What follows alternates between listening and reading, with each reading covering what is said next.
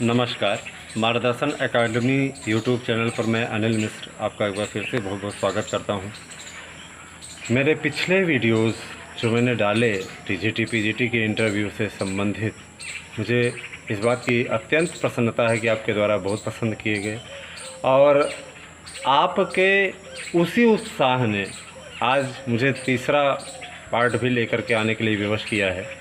इसके बाद हम आपको संबंधित विषयों से रिलेटेड जितने भी विषय हैं, हमारे चयनित मित्र उन सब का इंटरव्यू बना करके हमें दे रहे हैं। अभी के अभ्यर्थी जिन विषयों का इंटरव्यू हुआ है उन्होंने बना करके दिया हुआ, तो मैं सारे विषयों का इंटरव्यू आपके समक्ष प्रस्तुत करूंगा।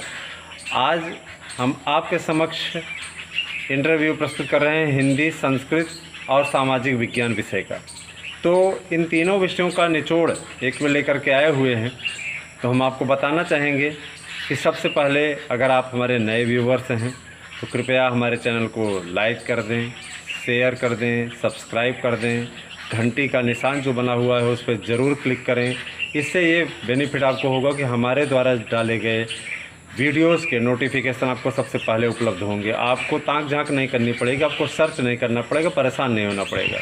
हमारा चैनल हिंदी में लिखा गया है, हिंदी में लिखा गया मार्गदर्शन एकेडमी है, इसलिए मार्गदर्शन अकादमी बाय अनिल मिश्र सर आप ऐसा बोलेंगे तो मेरा वीडियोस तुरंत शो करने लगेगा।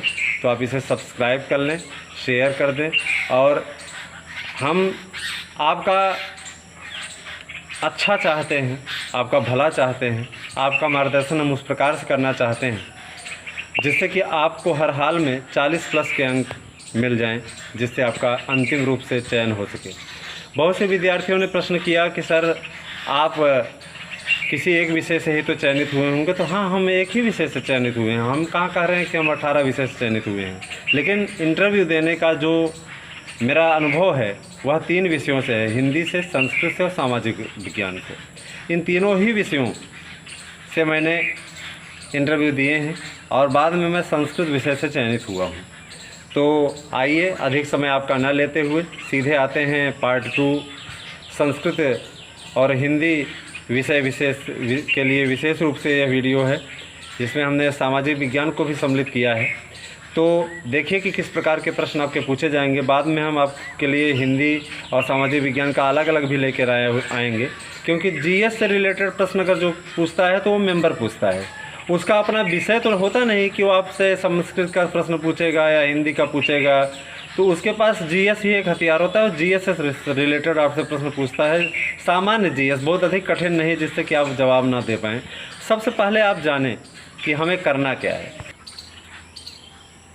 जैसे ही आप कक्षा के समक्ष जाएंगे, वहाँ पे आपको कुर्सियाँ रहेंगी, उस पर बिठा दिया जाएगा। उतनी ही कुर्सियाँ रहेंगी जितने लोगों को आमंत्रित किया गया रहेगा कक्ष के बाहर। और वहाँ पर जब आप बैठेंगे तो एक एक करके मेंबर वहाँ से बेल बजाएंगे और एक एक को स्टेनोग्राफर वहाँ अंदर क्लास में भेजेंगे। आप जैसे ही क्लास में प्रवेश करें, अपने साथ में कुछ लेकर ना जाएं, डॉक्यूमेंट वगैरह सब पूरा बाहर रख करके जाएं। आप एक कोड आपको सचिव महोदय के ऑफिस से मिलेगा, उस कोड को लेकर के जाइए और वो कोड श्रीमान जी को दे दीजिए, मेंबर महोदय को, और वही खोल करके उस कोड को देखेंगे। इससे ये बेनिफिट होता है, कोड का सिस्टम चयन बोर्ड ने इसलिए किया ताकि धांधली की कोई संभावना ना रहे। अब आप जैसे ही प्रवेश करते हैं तो आप ऊपर मत देखने लगिए, आप बगले मत झांकने लगिए, आप नमस्ते मत कर दीजिए, आप मे आई कम इन सर मत कर दीजिए, इस प्रकार से। और पहुंचकर कुछ बच्चे ऐसा करते हैं, अभ्यर्थी पैर छूने लगते हैं। यह सब मत कीजिए, यह सब आप करने नहीं गए हैं। आप एक तरीके से उनके समकक्ष हैं, आप शिक्षक के रूप में चयनित होने गए हैं। वहाँ इतनी शालीनता मत दिखा दीजिए कि चयनित होने से पहले ही आपको बाहर हो जाना पड़े। आपको क्या करना चाहिए मैं आपको बताता हूँ। जैसे ही आप कक्ष में प्रवेश करेंगे, आप चुपचाप उनके पास पहुंचिए। आपके चेहरे पे मधुर मुस्कान होनी चाहिए और आप तुरंत ही ना बैठ जाइए। आपसे स्वयं बैठने के लिए कहेंगे, टेक यू सीट, या बैठ जाइए या शट डाउन। तो आप क्या करिए, बैठ जाइए और बैठते समय आप उनसे थैंक्स सर ऐसा बोल दीजिए। उसके बाद आपका आई कांटेक्ट एकदम कायदे का होना चाहिए। ऐसा नहीं कि उन्हें लगे कि आप नज़र चुरा रहे हो या आप सवालों से भाग रहे हो। ठीक है। ऐसा करने पे वो भांप लेंगे और भांप जाने के पश्चात फिर आपके नंबरों में कमी हो जाएगी। नंबर आपको तभी मिलते हैं जब आप उन नंबरों का सदुपयोग करना जाने। अगर आप प्रश्नों का उत्तर आपको नहीं भी आ रहा है तो आप सॉरी सर ऐसा बोल सकते हैं। तो देखिए, मैं आज आपको आपके सामने 8 साल का अनुभव साझा कर रहा हूँ, 8 इंटरव्यू का, 8 साल का नहीं 8 इंटरव्यू का अनुभव साझा कर रहा हूँ। देखते हैं कैसे पूछा जाता है प्रश्न, ठीक है, ध्यान दीजिएगा। तो देखिए, पहले जब आप बैठेंगे तो सबसे पहले सदस्य ही आपसे प्रश्न पूछेगा। आपसे वो क्या प्रश्न पूछेगा? आपकी क्वालिफ़िकेशन क्या है। फर्स्ट क्वेश्चन आपका होता है कि आपकी क्वालिफ़िकेशन क्या है। झोंक दीजिएगा, ऐसी गलती ही लोग करते हैं, हम ये किए हैं वो किए हैं। वहाँ पे आप अपनी योग्यता दिखाने नहीं गए हो भैया, आप वहाँ पे साक्षात्कार देने गए हो। आपकी जितनी तैयारी हो, जिस पद के लिए आप अप्लाई किए हो उतनी ही योग्यता बताइए। वहाँ पे हाँकने की क्या ज़रूरत है। तो सीधे मैंने क्या कहा, सर मैंने MA संस्कृत और B.Ed किया, क्योंकि सीधे तौर पे, जबकि मेरा MA प्राचीन इतिहास से भी है और हिंदी से भी है, लेकिन मैंने क्या कहा कि मैंने MA संस्कृत और B.Ed किया है। मैं चाहता तो ये भी बता सकता था कि मैंने MA संस्कृत, प्राचीन इतिहास और हिंदी इन तीनों विषयों से किया है, लेकिन चूँकि मुझे देना है प्रशिक्षित स्नातक का पेपर इंटरव्यू, तो वहाँ पे इतना झांकने की, इतना ज़्यादा फेंकने की आवश्यकता नहीं है। आप उनसे सीधे कहें। अगर आपको लगता है कि हम प्रशिक्षित स्नातक तक ही BA लेवल का ही तैयार करके गए हैं तो आप सीधे कहिए, सर मैंने BA B.Ed किया है। वहाँ पे ज़्यादा बोलने की आवश्यकता नहीं है। अब नेक्स्ट देखें, दूसरा प्रश्न फिर सदस्य ही करता है, आज आप सबसे अच्छा क्या तैयार करके आए हैं। ठीक है, यही प्रश्न पूछता है, मेंबर पूछता है कि आज आप सबसे अच्छा क्या तैयार करके आए हैं। तो अब आप कोई एक विशेष टॉपिक तैयार कर लीजिए। जैसे मैंने जवाब दिया कि मैंने सबसे अच्छा ग्रामर तैयार किया है, तो पूरे उसमें ग्रामर या साहित्य, तो मैंने जवाब दिया कि सर साहित्य और व्याकरण दोनों ही, माने मेरी तैयारी साहित्य और व्याकरण दोनों में ही है, मैंने दोनों ही तैयार किया है। इससे यह हुआ कि इससे संतुलन बन गया, दोनों से प्रश्न पूछे जाएंगे तो मुझे आउट ऑफ फील नहीं महसूस होगा। इसीलिए मैंने कहा कि सर साहित्य और व्याकरण मैंने दोनों ही तैयार किया हुआ है। तो इस पर विषय विशेषज्ञ ने पूछा, विषय विशेषज्ञ की ओर सदस्य महोदय ने इशारा किया, क्योंकि वो तो साहित्य से पूछ नहीं सकते। विशेष विशेषज्ञ को उन्होंने संबोधित किया, कहा शर्मा जी आप पूछिए, कोई शर्मा करके थे सर, तो उन्होंने पूछा अभिज्ञान शाकुंतलम का कोई एक श्लोक सुनाइए। हमने कहा ठीक है, ओके सर। तो हमने सुनाना उनको आरंभ किया। तो मैंने चतुर्थ अंक का श्लोक सुनाया, जो कि चतुर्थ अंक अभिज्ञान शाकुंतलम चतुर्थ अंक का अंतिम श्लोक है। अर्थो हि कन्या परकीयेव तामद्य संप्रेष्य परिगृहीतु जातो ममायम विशदः प्रकामम प्रत्यर्पितन्या सेवांतरात्मा। ऐसे करके आपको सुनाना है। ऐसा नहीं कि आप क्या कहते हैं सुर लय ताल भूल जाएं, आपको अच्छी तरीके से सुनाना है, जिससे क्या होगा, इससे उन्हें लगेगा कि संस्कृत के प्रति या जिस भाषा से भी आप या जिस विषय से आप दे रहे हैं आपकी निष्ठा है। ठीक है, साहित्य है तो साहित्य में थोड़ा सा सुर लय ताल भी आप बना करके रखिए। तब अगला प्रश्न मेंबर पूछता है हमसे, मेंबर माने विशेषज्ञ जो रहता है, विषय विशेषज्ञ, यह श्लोक किस प्रसंग में है और किसने बोला है। तो हमने कहा सर ये कर्ण ने विदाई के प्रसंग में बोला है। कहा किसकी विदाई, तो हमने कहा शकुंतला की विदाई। ठीक है, नेक्स्ट देखें।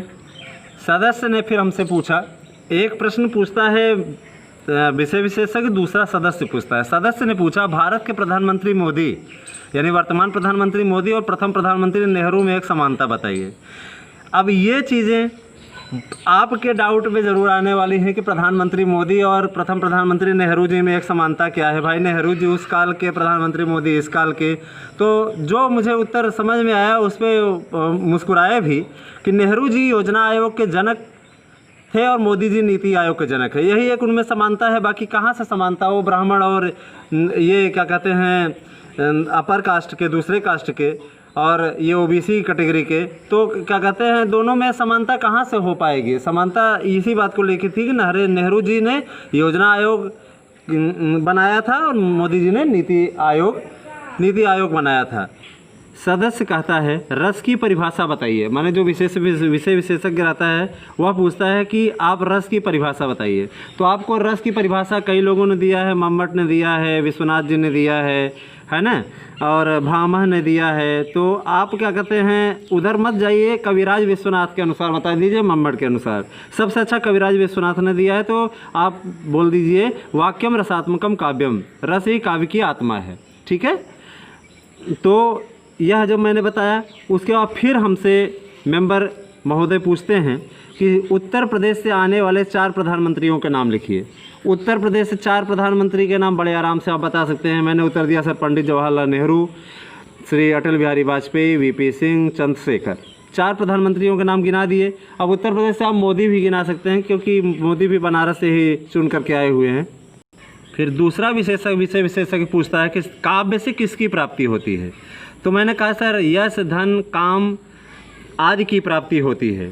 ठीक है, फिर सदस्य ने हमसे फिर से पूछा, मैंने जो विषय विशेषज्ञ है, उत्तर रामचरितम और रामायण के कथानक में सबसे बड़ा अंतर क्या है। तो हमने उत्तर दिया सर रामायण दुखांत है और उत्तर रामचरितम सुखांत है, दुखांत और सुखांत। ठीक है, फिर सदस्य ने पूछा बढ़ती हुई जनसंख्या को रोकने के लिए एक सुझाव दीजिए। मेंबर ने पूछा एक सुझाव दीजिए। तो हमने कहा सर जन जागरूकता एवं कानून का निर्माण। जब आप जन जागरूकता करेंगे, कानून का निर्माण हो जाएगा कि एक बच्चे वाले को या 2 बच्चे वालों को ही नौकरी मिलेगी, तो अपने आप जनसंख्या नियंत्रण होना आरंभ हो जाएगा। यह सुविधाएं दिखाएगी सरकार, जागरूकता दिखा करके कि अधिक बढ़ती हुई जनसंख्या से ये नुकसान होता है, तो उसे क्या कहते हैं लाभ मिलेगा। तो निश्चित रूप से क्या कहते हैं लोग जनसंख्या नियंत्रण के विषय में सोचेंगे। ठीक है, तो आज हमने आपके समक्ष कुछ प्रश्न रखे जो कि पार्ट 3 के अंतर्गत आता है, पार्ट 3 के अंतर्गत आता है। ठीक है, इसी प्रकार से ऐसे ही रिपीटेड प्रश्न हिंदी में भी रहे और सोशल में भी कुछ इसी प्रकार के प्रश्न रहे। कल हम आपके लिए हिंदी विषय में किस प्रकार का प्रश्न पूछा गया था वह लेकर के आएंगे। हमारे YouTube चैनल के प्रति आप अपना प्यार इसी प्रकार से बनाए रखें। और हाँ, एक चीज़ और ध्यान दें, उसके बाद में जब मेंबर ने सदस्य जाने को बोले तो उठकर थैंक्स सर बोलकर कक्ष से बाहर आएँ। ये नहीं कि पीछे मुड़ करके आप देखने लगें, या आपको कोई उत्तर नहीं आ रहा है तो आप बगले ना झाँकने लगे, खिड़कियों की तरफ मत देखने लगें। आपको सीधा सा उत्तर अगर नहीं आ रहा है तो सॉरी सर बोल दीजिए, वो आपसे ईजी प्रश्न करना आरंभ कर देंगे। और आप अगर बताते चलेंगे तो आपसे कठिन से कठिन पूछना फिर वो शुरू कर देंगे। तो मुझे पूर्ण विश्वास है अभ्यर्थियों कि आप लोगों को यह समझ में आया होगा।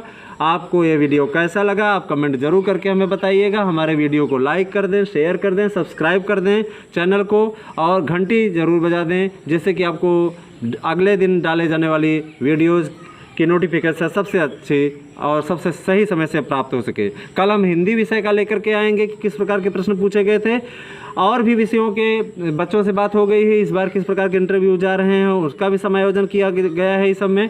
तो आप क्या कहते हैं, बने रहें हमारे YouTube चैनल पर और सब्सक्राइब ज़रूर कर लें। ये हम आपसे बार बार अनुरोध करना चाह रहे हैं। और कोई ऐसा कमेंट ना करें जैसे किसी विद्यार्थी ने कमेंट किया था कि पैसा चलता है कि नहीं।